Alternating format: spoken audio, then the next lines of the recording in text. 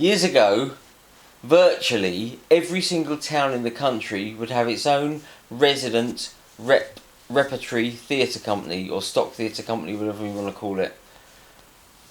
Nowadays, rep theatre has gone, and there are definitely amateur theatre companies in every town in the UK.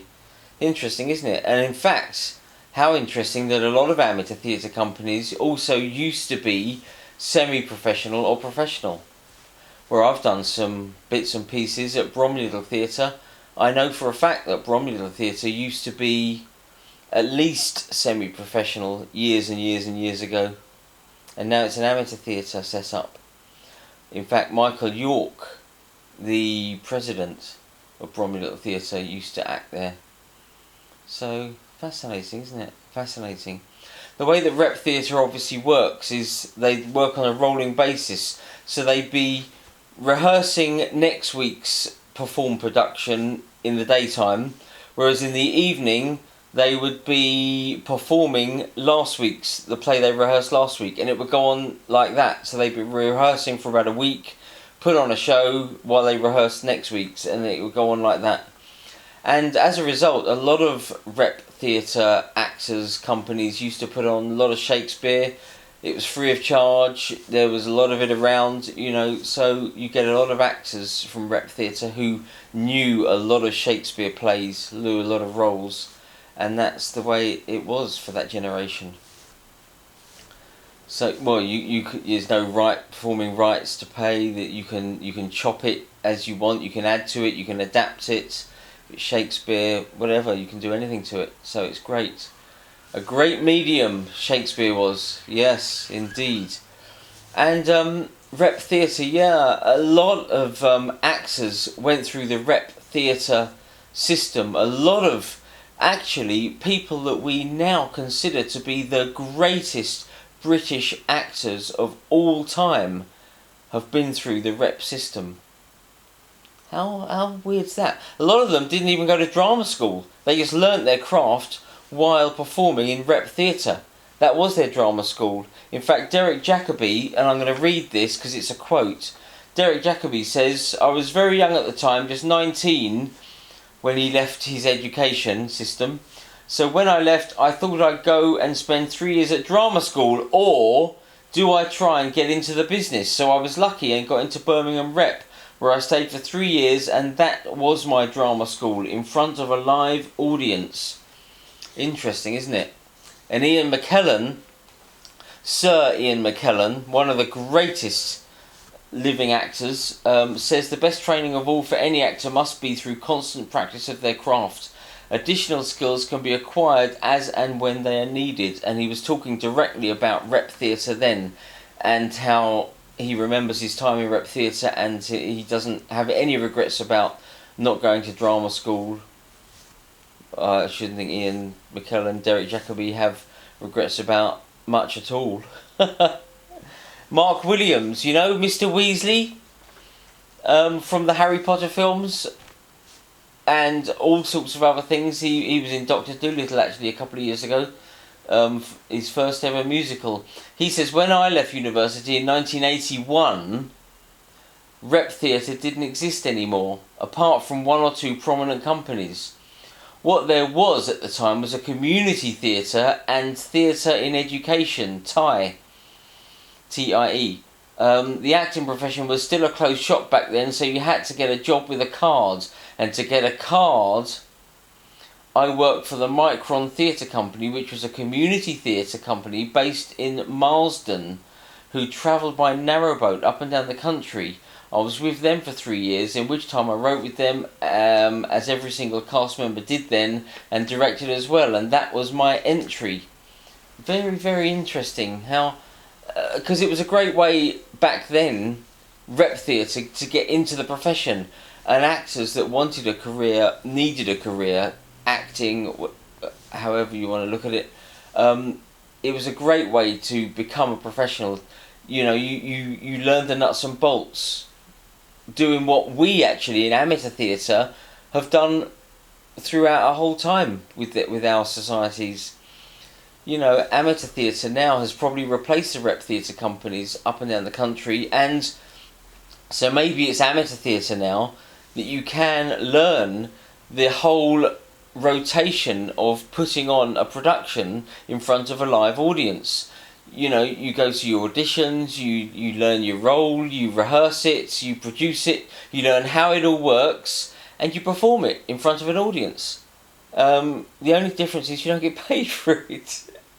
We don't get paid for what we do. But that's it. That's the difference. It's probably why there's no rep theatre anymore, and there's plenty of amateur societies around, I suppose. But there we go. You know, is amateur theatre the place now where, you know, amateur theatre cannot pay your mortgage for you, but it will give you the learning ability how productions work, and there's no end of people. I mean, listen to this list of people. These are all from a generation that had rep theatre as an option to possibly get into the profession. Listen to these lists of actors, and I've got to read them out because there's so many. I'll go through them as quick as I can. John Gielgud, Errol Flynn, Ralph Richardson, Laurence Olivier, Rosemary Harris, Michael Caine, Jeremy Brett, Michael Crawford, Maggie Smith, Professor McGonagall there, Dirk Bogarde, Ian McKellen, Judi Dench, Frank Finlay, Imelda Staunton, Richard Bryars, Vanessa Redgrave, Derek Jacobi, it goes on and on, Peter O'Toole, Christopher Plummer, Harold Pinter, Peter Cook, Trevor Nunn, Corey Redgrave, Arthur Lowe, Vanessa Redgrave, Patrick Stewart, Geraldine McEwen, Ronnie Barker, it goes on and on. Ronnie Barker was that last one I mentioned. It goes on and on. They all worked in rep theatre, and many of them didn't even bother with drama school because they learned all they could do. They'd become a professional at the end of it. And there you go. It was very rare to go into a rep company back in the day and walk into a leading role. Normally you had to earn the right to play a leading role, which meant you had to work in costumes or props, stage management, backstage, you know, whatever it might be, and then eventually you get your break, you get your chance to go on with a line, to appear with a line. Oh, so and so will do that line, put them on, and then next week it'll be, well, you did quite well with that line, we'll give you a few more lines this week, and then you work your way up like that through the rep system, and you eventually become a prominent actor or performer, whatever you want to call it. And that's what that lot did. That lot, just the best actors we've ever produced. Laurence Olivier, I mean, that's ridiculous. I think he joined the Old Vic Theatre Company, and then obviously he was the first director of the National Theatre when it was built. Amazing. Amazing. Fascinating, isn't it? Fascinating. No rep theatre anymore, though. So, if you're around today, it's changed. The way that people get into the profession these days has totally changed, hasn't it? I mean, today you need to do your 3 years at drama school, you get your showcase, you get your degree, you get a showcase, get your agent, puts you forward for some auditions, you get some roles. It's very clinical these days. It was much more adventurous, or it seems to be more adventurous in those days. It seemed that it was more adventurous in those days, I should say. So, yeah. Fantastic. I mean, there are a few 1 in a millions that still creep through and have crept through that haven't been to drama school, haven't been to rep theatre because there's none around. Go straight from maybe amateur theatre straight into the profession. Look at Dave Willits, who we interviewed a few years ago. He played Jean Valjean in Les Mis. He followed Colm Wilkinson, I believe, into Jean Valjean in Les Mis, and he went straight from amateur theatre into that. Trevor Nunn cast him as Jean Valjean, and from Jean Valjean he went to playing the Phantom. In fact, not bad parts. Jean Valjean and Phantom of the Opera, not bad.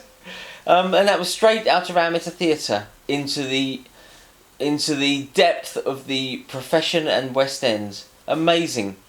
But there aren't many of those around. There aren't many. Emma Williams is another one. She was doing her A-levels actually, and in her second year of A-levels, I believe, she was in The Parole Officer with Steve Coogan.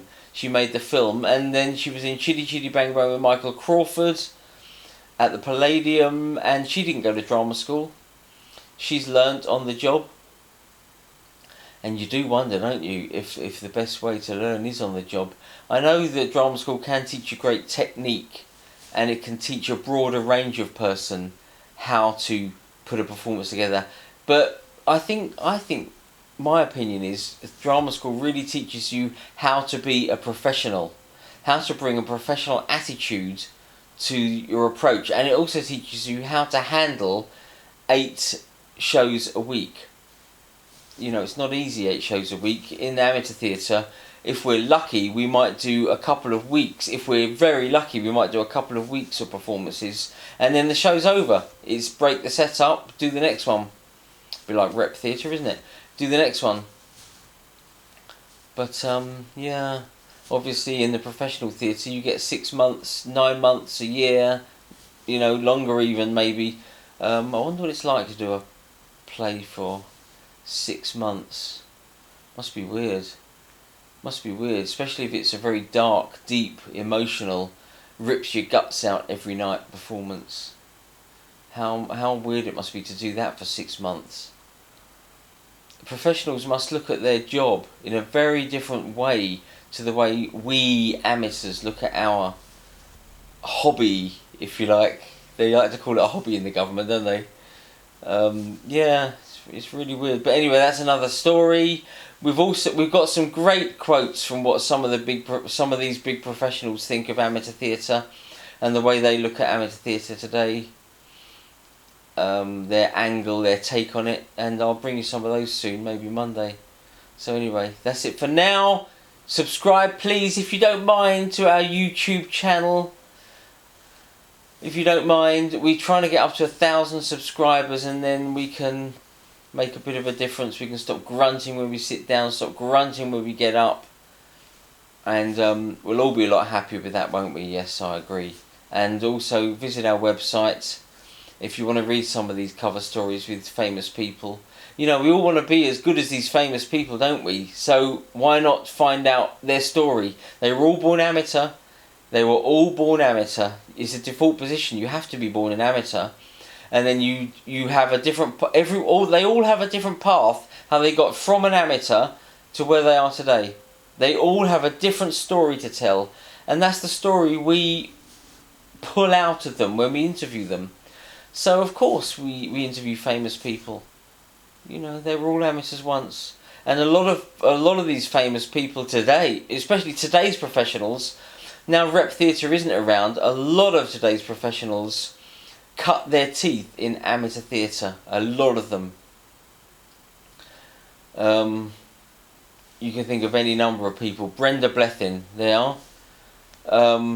Brenda Blethyn on television a lot these days.